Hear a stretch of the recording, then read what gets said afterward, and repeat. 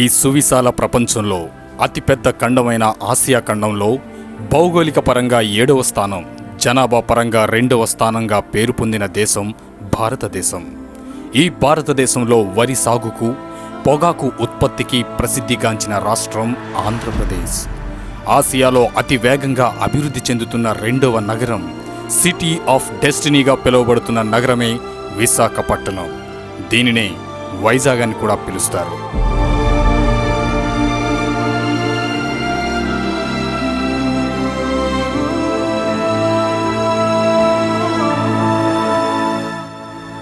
పర్యాటక రంగంలోనూ, పారిశ్రామిక రంగంలోనూ శరవేగంతో దూసుకుపోతూ దేశ అభివృద్ధిలో ఒక ప్రత్యేక స్థానాన్ని సంపాదించుకుంటున్న వైజాగ్ ప్రకృతి అందాలకు నిలువుటద్దంగా నిలబడుతోంది. వైజాగ్ చుట్టూ పచ్చటి కొండలు, సాగర తీరంలో ఆహ్లాదకరమైన వాతావరణం ఈ నగరం వైపు ప్రపంచ పర్యాటకుల దృష్టి పడేటట్లు చేశాయి. ఆంధ్రప్రదేశ్ రాష్ట్రంలో మేజర్ సిటీగా, ఐటీ హబ్గా, సినీ ఇండస్ట్రీ నిర్మాణానికి అనుకూలంగా భారతదేశ ప్రధాని శ్రీ నరేంద్ర మోడీ ప్రకటించిన స్మార్ట్ సిటీల జాబితాలో ఒక నగరంగా పరుగులు తీస్తున్న విశాఖపట్నం చరిత్రలో తాను ఎప్పుడూ ఎదుర్కొనని ఘోర విపత్తును ఎదుర్కొంది.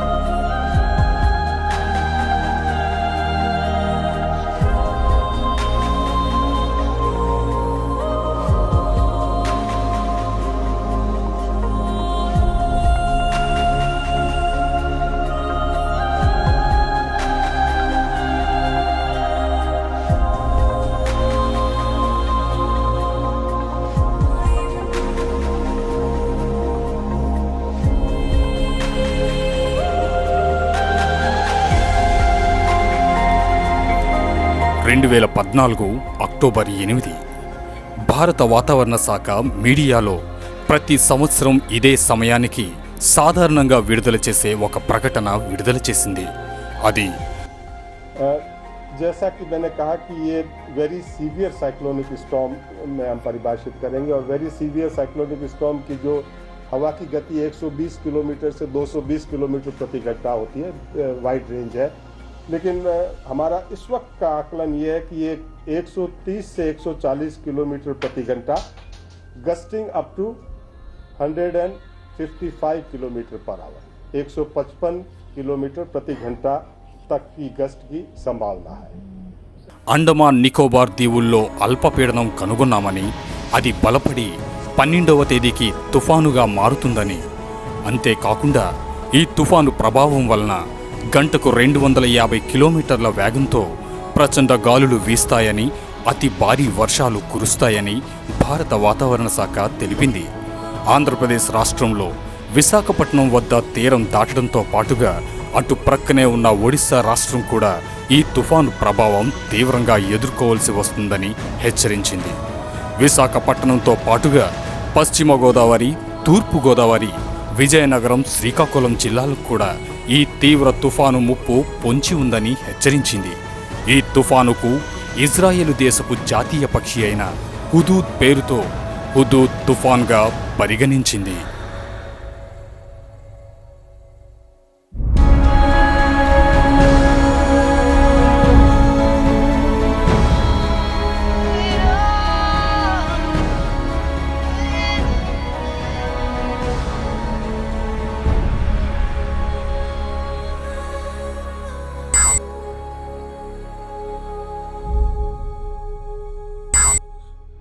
సాధారణంగా తుఫాను హెచ్చరికలు ప్రతి సంవత్సరం వినే విశాఖ ప్రజలు తమ తమ విధుల్లో నిమగ్నమైపోయారు.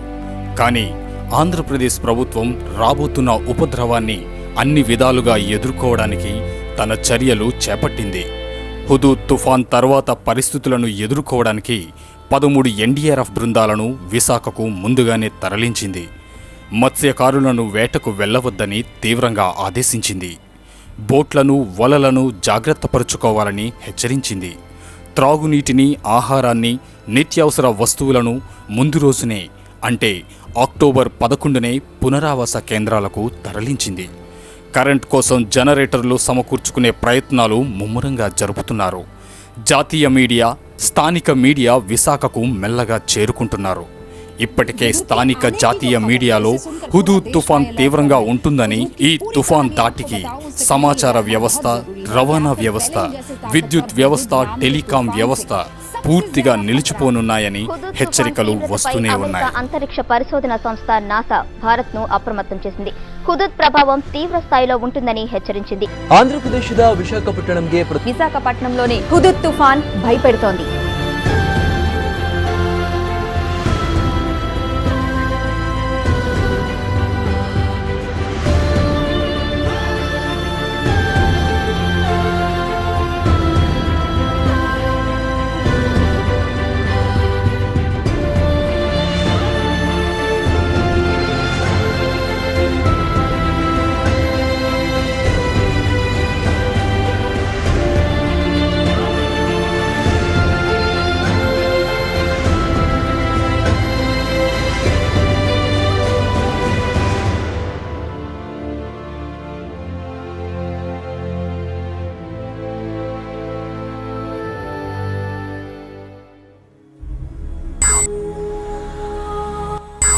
ఈ హుదూద్ పెను తుఫాన్ కారణంగా సమాచార వ్యవస్థలకు ముఖ్య ఆధారమైన డిష్ యాంటీనాస్ ధ్వంసమయ్యే పరిస్థితులు ఏర్పడతాయని ముందుగా గ్రహించిన కొన్ని స్థానిక టీవీ ఛానల్స్ వారు తమ ఛానల్స్లో తుఫాన్ ప్రభావం వలన కేబుల్ ప్రసారాలకు ఆటంకం ఏర్పడుతుందని వివరణతో ప్రసారాలు చేయడం ప్రారంభించారు.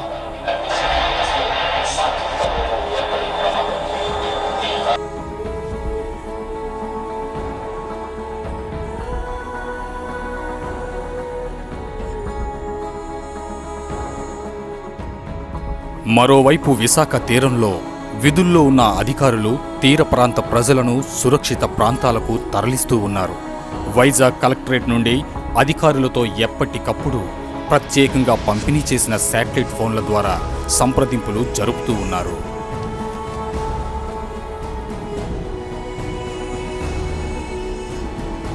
విశాఖపట్నం హుదూద్ తుఫాన్కి గురవుతుందని చెప్పేసి ఇది ఎప్పుడైతే నాసా రిపోర్ట్స్, అలాగే మన weather reports, AP Andhra Pradesh reports రాగానే ముందుగా మా సీఎం చంద్రబాబు నాయుడు గారేమో ఒక ఫోర్సీ చేసి కంప్లీట్ సిస్టమ్ అంతా అలర్ట్ చేసి, అలాగే ఎస్పెషల్లీ విశాఖపట్నం కలెక్టర్ కానీ లేదంటే జీఎంసీ కమిషనర్ చేసి వీళ్ళందరితో ఒక టెలికాన్ఫరెన్స్ చేసిన తర్వాత మాకు కూడా ఆ యొక్క కాన్ఫరెన్స్కి మాకు తెలియజేయడం జరిగిందన్నమాట. What is the seriousness of this Hudhud తుఫాన్ రాబోతున్నది అని చెప్పేసి.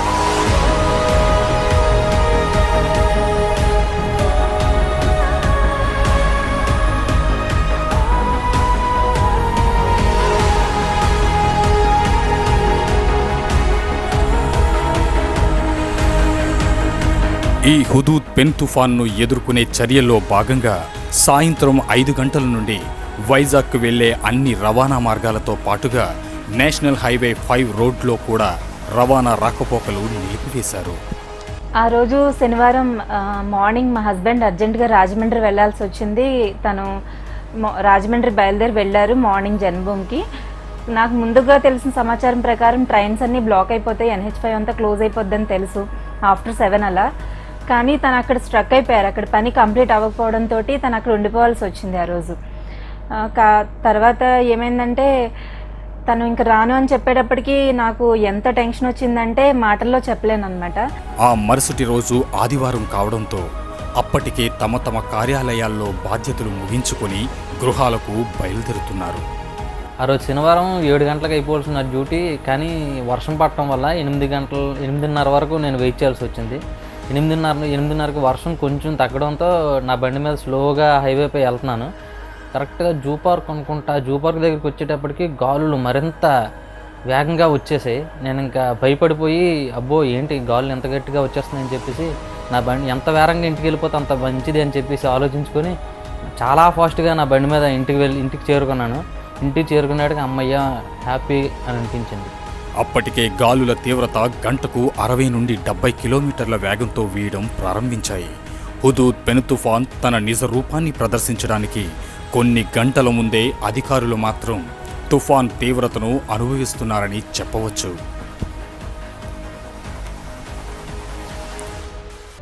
సీరియస్నెస్ ఆఫ్ ది ఈ యొక్క హుదూద్ ముందు జాగ్రత్తలు తీసుకుంటే మంచిది అని చెప్పే ఎందుకు ఆ ఎస్ఎంఎస్ని కూడా రూట్ చేయడం జరిగింది. దానివల్ల స్థానిక లీడర్షిప్ కూడా కొంత వాళ్ళు ఏంటంటే చేయవలసిన పనులన్నీ కూడా ఏంటంటే వాళ్ళ చుట్టుపక్కల ఉండే వాళ్ళకి అలాగే వార్డ్ లెవెల్లో బూత్ లెవెల్లో వెళ్ళి ఇన్ఫర్మేషన్స్ ఇచ్చి ఈ యొక్క సీరియస్నెస్నేమో వాళ్ళు తెలియజేయడం జరిగిందన్నమాట. అర్బన్ జిల్లా అంతా కూడా ముఖ్యంగా మా సౌత్ నియోజకవర్గం స్వయాన్ నేను మా యొక్క టీమ్స్ మా వార్డ్ ప్రెసిడెంట్ దగ్గర నుంచి కమిటీస్ నుంచి అలాగే zonal commissioner team GVMC team అంతా కూడా ఒక ఆటోలను పెట్టడం జరిగిందన్నమాట. వార్డుకు ఒక ఆటో చెప్పని పెట్టి ఇది ఈ రకంగా ఉంటుంది. గతంలో ఎన్నో తుఫాన్లు వచ్చాయి, కానీ ఆ తుఫాన్లు వేరు. ఎందుకంటే నాసా స్వయం చెప్పారు 160 కిలోమీటర్స్ వరకు కూడా రావచ్చు అని చెప్పేసి విండ్ బ్లోస్. సో ఇవన్నీ కూడా వాళ్ళకి ఎప్పటికప్పుడు అప్రోచ్ చేసి ఏవైతే ఒక 8 సెంటర్లు పెట్టడం జరిగిందన్నమాట, రెస్క్యూ సెంటర్స్ని.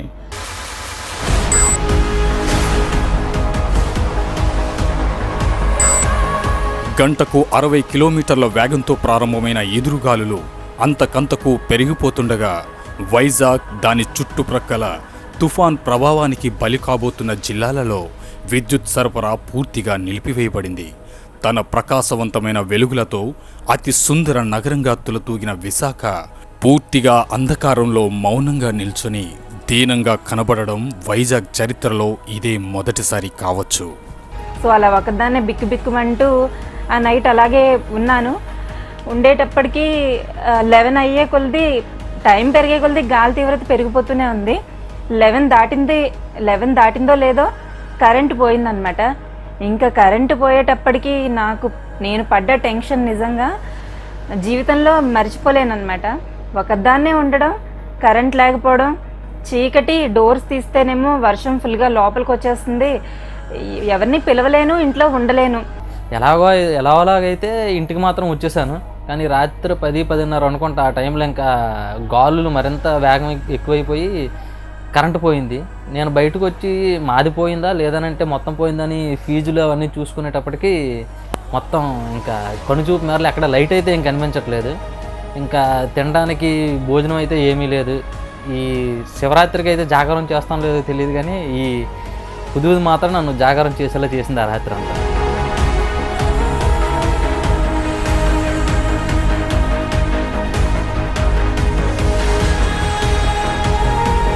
ఆ రోజు నైటు ఫిషింగ్ హార్బర్ నుంచి నాకు ఫోన్లు వచ్చాయన్నమాట. చాలా సముద్రం అంటే ఆ రోజు మనం అందరూ చూస్తాం, మీడియా అంతా అక్కడ కూడా ఫిషింగ్ హార్బర్ దగ్గర గోడ పడిపోవడం ఇవన్నీ ఆ సీరియస్నెస్ అప్పుడే తెలిసింది. ఇప్పుడే ఇంకేంటంటే రేపు వస్తుందని చెప్పడానికి ఇంకా 250 ఒక 500 కిలోమీటర్స్ దూరంలో ఉండేప్పుడు సైక్లోన్ హుదూద్ ఎంత తీవ్రత ఉంది, ఒక గోడ ఇరిగి పడిపోయిందని అంటే నైట్ ఏదో డ్యామేజ్ వస్తుందని చెప్పేసి ఆ నైట్ ఫిషర్ మ్యాన్ కూడా మళ్ళీ నాకు ఫోన్లు చేస్తే ఇమీడియట్గా మిడ్ నైట్ 12 గంటలకి అక్కడికి వెళ్ళగానే ఏవైతే కొన్ని డీకమిషన్ వెసల్స్ ఉన్నాయో ఆ వెసల్స్ అన్మ్యాన్డ్ ఉన్నాయి కాబట్టి అవి తాడులు తెగిపోయి మళ్ళీ ఇక్కడ ఉండే ఫిషింగ్ బోట్స్ అన్ని కొట్టేస్తాయని చెప్పి వాళ్ళు భయాందోళన చెందితే ఇమీడియట్గా పోర్ట్ చైర్మన్ అలాగనే ఇక్కడ ఉండే మెటీరియల్స్ అన్నీ కూడా ఏదైతే మోషన్ బ్రదర్స్ అక్కడి నుంచి రప్పించి స్వయంగా అక్కడ ఒక మ్యాన్ పవర్ పెట్టి అవన్నీ కూడా ఇంకాస్త బలంగా కట్టడం జరిగిందన్నమాట.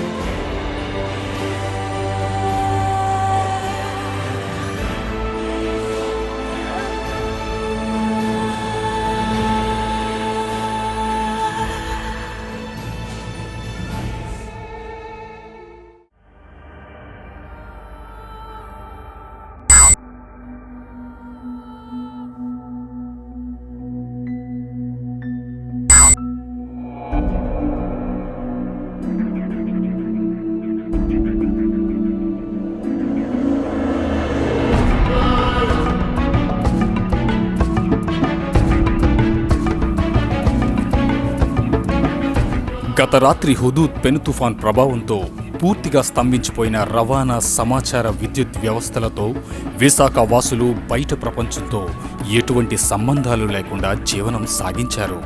అన్ని రకాల సౌకర్యాలతో జీవనానికి అలవాటు పడిన వైజాగ్ నగర ప్రజలు ఆ రాత్రి ప్రత్యక్ష నరకాన్ని చూశారనడంలో ఎటువంటి సందేహం లేదు. కానీ ఇంతవరకు వీరు అనుభవించిన ఆ అనుభవం మరికొన్ని గంటల్లో జరగబోయే విధ్వంసానికి ఒక హెచ్చరిక మాత్రమే. ఇది ఏమాత్రం తెలియని విశాఖవాసి అమాయకంగా ఆశావాదంతో ప్రకృతి విలయం శాంతిస్తుందని ఎదురు చూస్తున్నాడు. ఎలాగో తెల్లారింది. ఇంకా మంచం మీద దిగి చూసేటప్పటికి ఇల్లు మొత్తం వాటర్. ఫోన్ చేద్దామంటే కమ్యూనికేషన్ లేదు మా వైఫ్కి నాకు. ఎలాగో సండే ఇప్పుడు వేరే వేరేగా ఉంటాం కానీ కంటిన్యూగా ఫోన్లో మాట్లాడుతూనే ఉంటాం. కానీ ఇటువంటి సందర్భం వస్తుందని నేను కల్లో కూడా అనుకోలేదు అసలు. ఈ సందర్భంలో ఇంకా తనని ఫోన్ చేద్దామంటే ఫోన్ కాంటాక్ట్ లేదు. అక్కడ వాళ్ళకి ఎలా ఉందో ఏంటో అనేది అసలు నేను చాలా బాధపడ్డాను. ఇంకా చూసేటప్పుడు వాటర్ కదా, మరి ఇంట్లో ఎవరు లేదు, నేనే చేసుకోవాలి. మొత్తం వాటర్ అంతా చూసుకొని మొత్తం బయటికి తోడేసుకొని అన్నీ చేసేటప్పటికి ఇంకా నాకు ఏదో అయిపోయింది. ఇంకా ఇక్కడ నా పరిస్థితి కంటే ఇక్కడ వాళ్ళు ఎలా ఉన్నారనే పరిస్థితే నాకు ఇంకా మహా బాధగా అనిపించింది. ఇంత బాధలో కూడా వాళ్ళు ఎలా ఉన్నారని ఆలోచిస్తున్నాను తప్ప నా మీద అసలు నేను ఏమైపోయినా పర్లేదని అనిపించింది. ఇటువంటి బాధాకరమైన సంఘటనలు అసలు నా జీవితంలో మరి రాకూడదని కోరుకుంటున్నాను.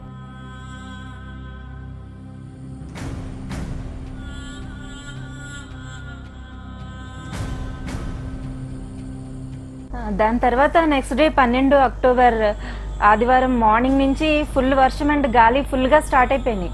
మా అంకుల్ వాళ్ళు తాడేపల్లిగూడెం నుంచి బయలుదేరి వాళ్ళు వస్తున్నారు. కానీ నాకు టెన్షన్గానే ఉంది. ఎందుకంటే ఈ గాలికి అసలు రాగలరా? ఈ వర్షం చూస్తేనేమో ఎడాపెడ అటు ఇటు ఎలా పడితే అలా కూస్తుంది. గాలి దానికి తోడే ఇంకా బీభత్సంగా ఉందన్నమాట బయట పరిస్థితి. చెట్లు అన్నీ చాలా హారబుల్గా ఊగిపోతున్నాయి. నాకు టెన్షన్తో వాళ్ళకి ఫోన్ చేశాను మార్నింగ్ 7:30 తర్వాత. చేస్తే వాళ్ళు ఆల్మోస్ట్ తుని దగ్గరలో ఉన్నామని చెప్పారు. నేను వాళ్ళకి ఆన్ చేశాను. ఇక్కడైతే సిచ్యువేషన్ ఏమీ బాగాలేదు అంకుల్, మీరు రాకపోయినా పర్వాలేదు, సేఫ్గా ఎక్కడో చోట ఆగిపోండి.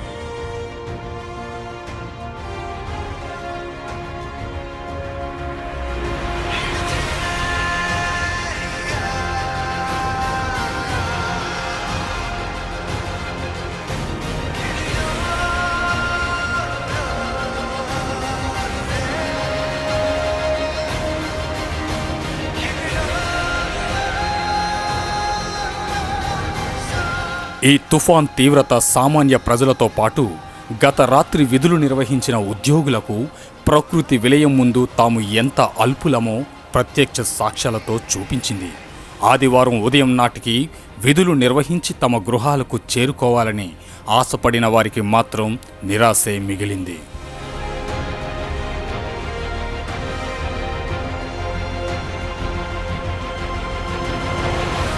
శనివారం నైట్ నేను నైట్ డ్యూటీకి వచ్చాను. నైట్ డ్యూటీ చేసుకొని ఆదివారం ఉదయాన్నే ఇంటికి వెళ్ళిపోదాం చూశాను. అయితే ఆదివారం ఉదయాన్నే ఇంటికి వెళ్ళిపోదాం చూసి బయటకు వస్తే ఆఫీస్ తాలూకు డోర్లన్నీ టైట్గా తీయనంత గాలితో టైట్గా ఆఫీస్ డోర్లు మూసిపోయి ఉన్నాయి. అలాగే ఇప్పుడు అద్దాల నుంచి కిటికీల నుంచి చూద్దామంటే కిటికీ తాలూకు గ్లాసులు అన్నీ పగిలిపోయి గ్లాసులన్నీ గాజు పింకులన్నీ ఆఫీస్లోకి వచ్చేసాయి. ఆఫీస్లోకి వచ్చేసి ఆ గాజు పింకులతో సహా వాటర్ కూడా ఆఫీస్ నిండా మా ఆఫీస్ 4th ఫ్లోర్లో ఉంది.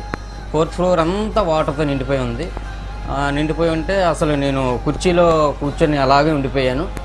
ముడుకుల వరకు వాటర్ వస్తుంది. అసలు కింద కూర్చోడానికి కానీ అసలు ఎటు వెళ్ళడానికి కానీ అవ్వలేదన్నమాట.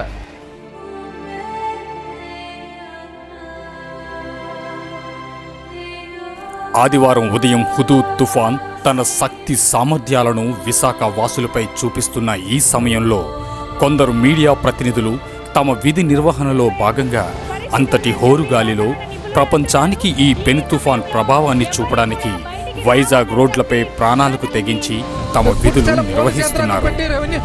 రెవెన్యూ యంత్రాంగం పూర్తి స్థాయిలో అప్రమత్తం చేస్తుంది. ఇది పరిస్థితి.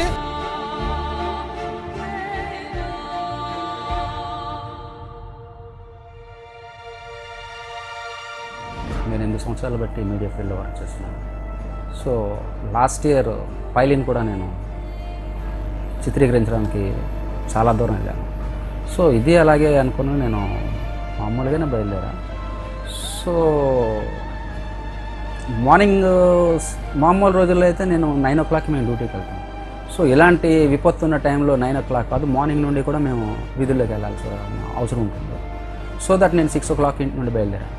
సో ఎన్ఐడి జంక్షన్కి వచ్చేసరికి అది పెద్ద జంక్షన్, ఆరెంజ్ లైట్ మాత్రం వెలుగుతుంది. ఎన్ఐడి జంక్షన్లో నేను ఒక్కడనే ఉన్నాను. స్లోగా బండి వెళ్తుంది. నాకు ఇంత అనుభూతి కలిగింది, ఏటో ప్రపంచంలో ఒక్కడే ఉన్న ఫీల్ ఇలా ఉంది.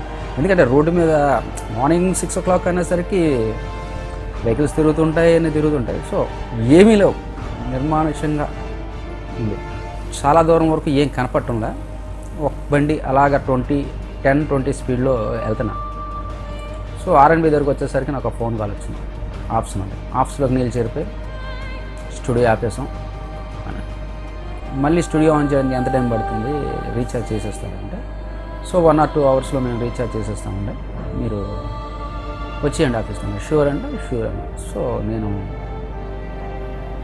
వెనక్కి వెళ్ళిపోదాం అనుకున్న కూడా మళ్ళీ ముందుకి ప్రయాణం చేయవలసి వచ్చింది. కెమెరా తీసుకొని వీలైనంత వరకు రోడ్డు మీద కొన్ని షూట్స్ చేసిన తర్వాత 9:30 అయింది. చూస్తే ఇంతవరకు మేము చూసిన డిజాస్టర్స్కి దీనికి చాలా డిఫరెంట్ కనబడుతుంది.